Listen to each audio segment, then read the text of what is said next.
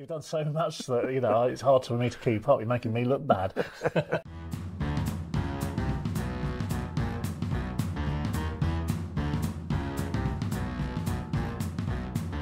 Martin, I've been watching the work that you've been doing recently for MAG, and I have to say that you're doing a blinder, aren't you? You've got some pretty significant results recently. So obviously you did your Riders Resistance Day event, yes, where you handed over what would you refer to it as, a letter of grievance? Was it a letter of concerns? Yes, yeah. Handed over to a local assemblyman who is helpful, as being something of an advocate for us, and he undertook to present that to the Minister for Infrastructure and our first and Deputy First Ministers. That's all kind of symbolic, really, because yes, they were directly sent the document anyway, but we wanted to make a symbolic gesture. And on the heels of that, then I was invited to a face-to-face meeting with the Minister for Infrastructure, Liz Kimmins, on the 20th of August. And it went very well. The Assemblyman, Peter Martin, came with me. And the Minister was there with her private secretary and lots of officials. I didn't feel intimidated because I've been among them before, and she has to have them around her to advise and whatever.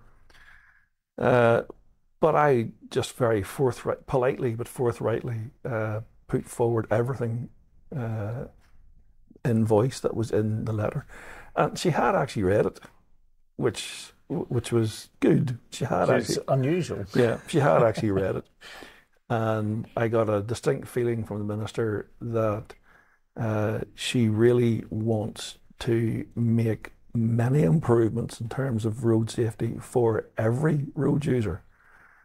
And she assured me that, I told her that motorcyclists, certainly in Northern Ireland, we feel as though we're the forgotten army.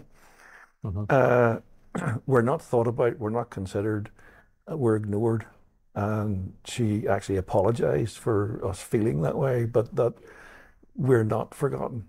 I said, well, thanks very much, but the feeling is the other way around. She said, well, perhaps we can do things to correct that. So we discussed a lot of issues, the main one being road maintenance from the perspective of a motorcyclist. We recognise and accept that the department has a limited budget, but I put it to her that maintaining a road that is safe for a motorcycle means that road will be safe for every type of vehicle. And surely that's a more sensible and logical approach. I told her that we felt that road maintenance policy seems to be very car-centric.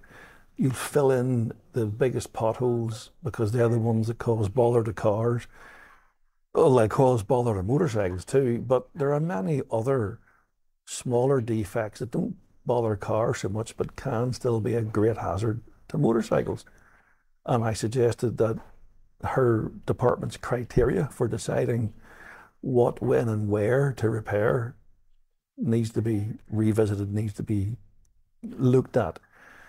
And I said, especially in terms of, it's for motorcycles, it's often not necessarily how big the defect is, but where it is on the road that can cause us the greatest hazard. And she seemed to accept that.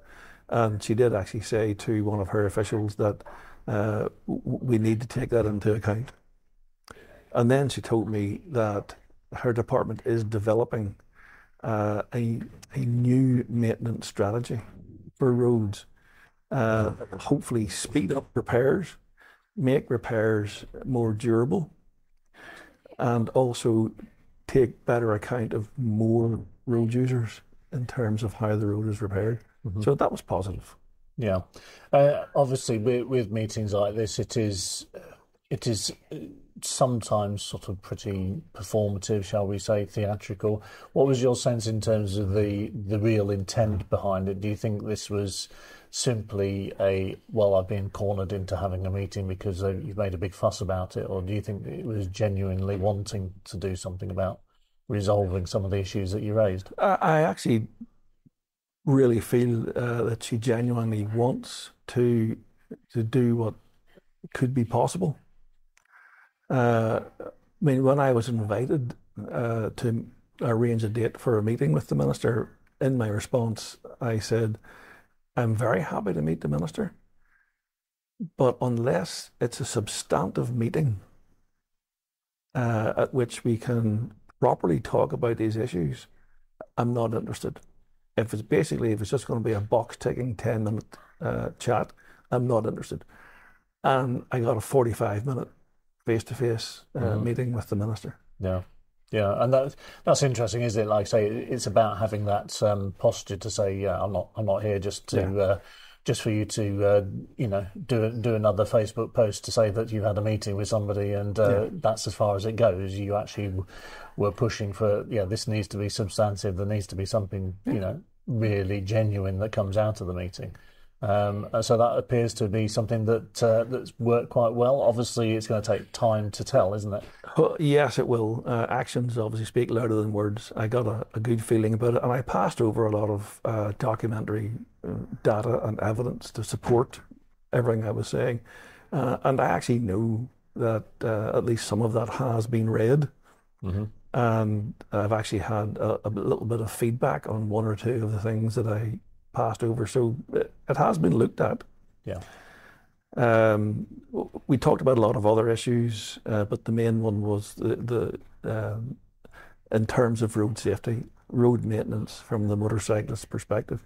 One other issue allied to that was the use of loose chippings for road maintenance, and I was able to provide her with a copy from Open Road magazine, the article about how Blackpool Council are approaching road maintenance, and also information from the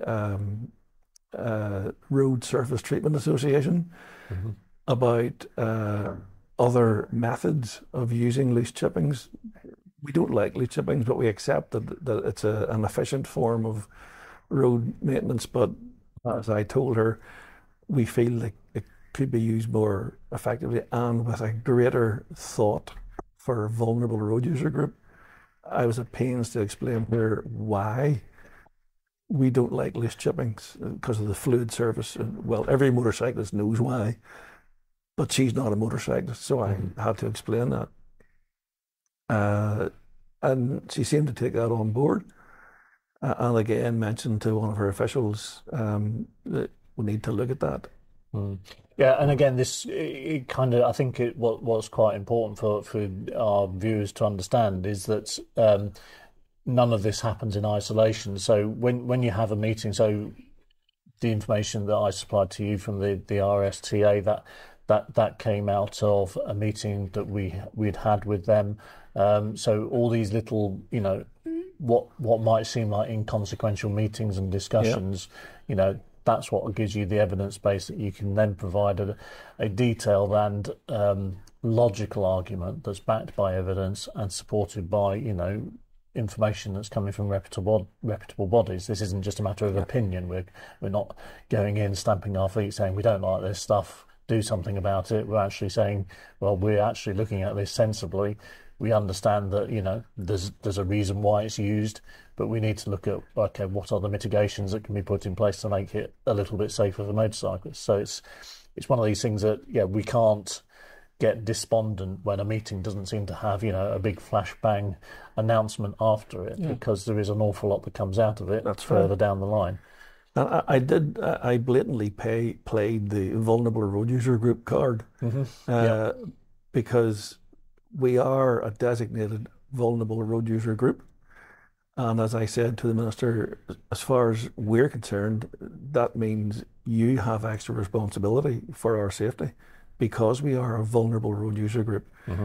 But in terms of road maintenance, we really don't feel that is being given. And we want to start being actively considered.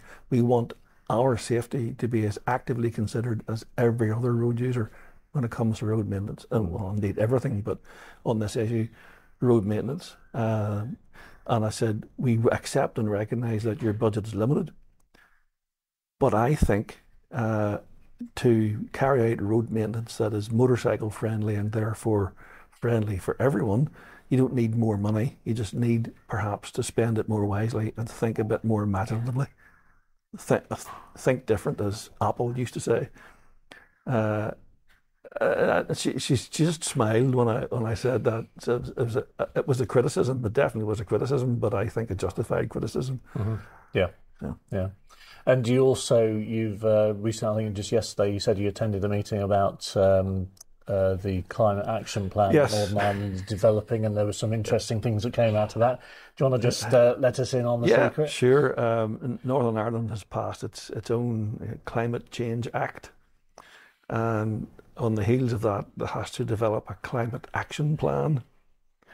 So there are all kinds of bureaucratic things that have to go on, and policy has to be developed, etc. And I mean, my meeting with the minister, if you like, was the culmination of 10 years of lobbying and campaigning on all of these issues. Yeah. That's how long it can take. But also, MAG has been recognised by the Northern Ireland authorities as a consultative stakeholder. So I was invited to participate in a meeting to do with formulating the climate action plan for the next 5 years with regard to the contribution the transport sector can make to reducing pollution, etc., etc. And I read the climate action plan consultation document, and motorcycles are only mentioned, very fleetingly, just as a form of transport, but the contribution that motorcycles can make to cutting carbon emissions wasn't there. Mm-hmm. And, with asking certain key questions, it was clear that nobody had thought that motorcycles could play any kind of positive role in this until I began explaining to them how we could. At which stage it was, oh yes, well we'll have to contact you separately to carry on this conversation and get more information. So I made the point that, hey, you've just completely ignored a whole transport sector, and I said, in Northern Ireland anyway, the number of motorcycles on the road is the same as the number of HGVs. You don't ignore HGVs, so why ignoring us? Even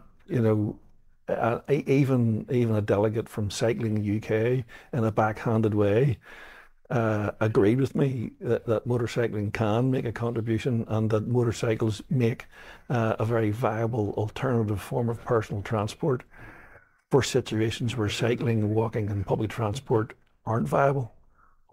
So it remains to be seen. Watch this space. It remains to be seen what may or may not come from that. Yes, yeah. Like I say, all these things. Like I say, you can never be too sure what sinks in and what actually has any impact. But it'd be interesting to watch to see whether or not they do come back to you. Well, for more information and a separate meeting to look at it. But my view is on all of these things. It's easy to sit on a couch and moan into your pint or moan to your mates. They should do this and they should do that. But see, if you don't go and ask they to do what it is you feel needs to be done, well, then nothing's going to get done. Mm-hmm. And, moaning into your pint or moaning to your mates isn't going to get anything done. Absolutely, yes. I mean, this is a point I've made in a couple of videos now, is that, unfortunately, we can't just sit back and expect somebody else to do this stuff for us. Somebody's going to have to put in the effort. And again, it's down thanks to people such as yourself, Martin, here in Northern Ireland, flying the flag. I have a secret weapon, you see. A secret weapon? What would that be? Time. Time. I do have a lot of time to put into this. For various reasons, I no longer work full time, but I like to be useful. And so I do have the time to put into these sort of things. Not everyone does. No. So that's my secret weapon. Yeah. But again, equally, it's having the support of numbers, even if people cannot actually directly get involved in doing this kind of work. having people support and prepared to put their name behind it Yes. gives added weight to the conversations that you have. Like I say, today we've used survey responses Yes. about parking. You can actually provide that as data which other people haven't got. That's right. So yeah, every time we do a survey, it's important that people do respond to them. Every time we ask for people's opinions, we are listening, and those opinions are getting passed on to those people who Yes. wear the suits and make the decisions. That's so, right. And there's it's no important. point going to these sort of people with a problem and asking for it to be fixed unless you've got an idea of a solution yourself. Absolutely, yes. Don't come And to me with unless you've problems, got- come to me with solutions. Yeah. And unless you've got evidence and data and information to back up what you're saying, it's a waste of time. Excellent. Right, well, I think we'll call a close to it Okay. there, Martin, and thank you very much. Is there anything else that I should be covering? No, You haven't missed anything. don't think so. You've done so much that, it's hard for me to keep up. You're making me look bad. Okay, thank you very much, Martin. Cheers. Cheers.